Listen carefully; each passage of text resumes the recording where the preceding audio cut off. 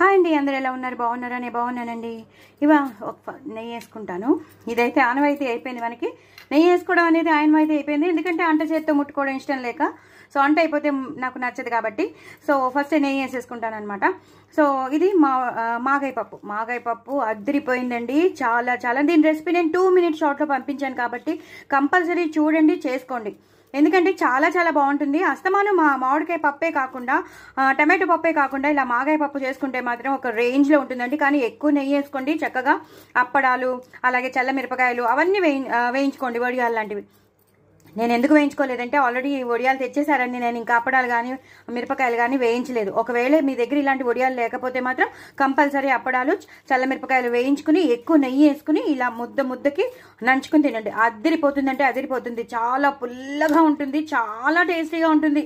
మొత్తం అన్నమంతా దీంతోనే తినేస్తామండి. ఇది 2 రోజులు ఉంటుంది. ఫ్రిడ్జ్లో పెట్టేసుకుంటే 2 రోజులు ఉంటుంది. రేపటికి ఇంకా ఊరిపోతుంది. అంత టేస్టీగా ఉంటుందండి మాగాయ పప్పు. సో నేను షేర్ చేసినాను కాబట్టి, చాలా షార్ట్ వీడియో కాబట్టి తప్పకుండా చూడండి, చేసుకోండి. అస్సలు మానద్దు, అంత బాగుంటుంది. అలాగే రసం పెట్టుకున్నాను. ఇప్పుడు చేంజ్ అవుతుంది, వెదర్ చేంజ్ అయిపోతున్న మూలాంచి అందరికీ దగ్గు, జలుబులు అన్నీ వస్తున్నాయి. ఇది కూడా 1 minute షార్ట్లోనే, నేను 2 minute షార్ట్లోనే చూపించేశాను ఎలా చేసుకోవాలో. చాలా చాలా ఈజీగా, చాలా మన ఇంట్లో ఉన్న ఇంగ్రీడియంట్స్తోనే చాలా టేస్టీగా చేసేసుకోవచ్చు.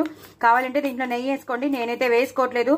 చక్కగా అన్ని చారు పొడి వేశాను, మనం చేసుకునే సాంబార్ పొడి వేశాను, ఎక్కువ వెల్లుల్లిపాయ దంచి వేశాను, ఇంగు పోపు పెట్టాను. చాలా చాలా బాగుంది. ఎక్కువ కొత్తిమీర, కరివేపాకు వేసుకోవాలి. ఈ మాట డిఫరెన్స్ ఏంటంటే టమాటోలు ఎప్పుడు నేను గ్రైండ్ చేసి వేస్తాను, అలాంటిది ఈ మాట టమాటోల్ని యాస్టీస్గా వేసేసాను. చాలా చాలా బాగుంటుందండి. పులుపుకి తగినంత బెల్లం కూడా వేసాను. చాలా చాలా బాగుంటుంది. పిల్లలు ఇష్టపడి తింటారు. డైజెషన్కి చాలా మంచిది. ఫస్ట్ ఆఫ్ ఆల్ ఎంత చారు రోజు మనం చారు అనేది తింటే మాత్రం డైజెషన్కి చాలా చాలా మంచిది. సో డూ ట్రై ఇట్ అండి. ఇవన్నీ చక్కగా ఇలా నంచుకుని తినండి. ఇలా ఈ ముద్దలో ఇలా పెట్టుకుని తినండి. ఒక రేంజ్లో ఉంటుంది. ఇలా మొత్తం ఇలా పెట్టేసుకోవాలి. పిల్లలకి పెట్టండి, మీరు కూడా తినండి. చాలా చాలా టేస్టీ అయిన రెసిపీస్, చాలా healthy recipes. Do try it అండి. ఇది మాత్రం ఇందులోనే ఉండిపోయి చూసారా, పానీపూరి లాగా. సో డూ ట్రై ఇట్ అండి. నా ఛానల్ మాత్రం సబ్స్క్రైబ్ చేసుకోవడం అసలు మర్చిపోద్దు. బాయ్ అండి.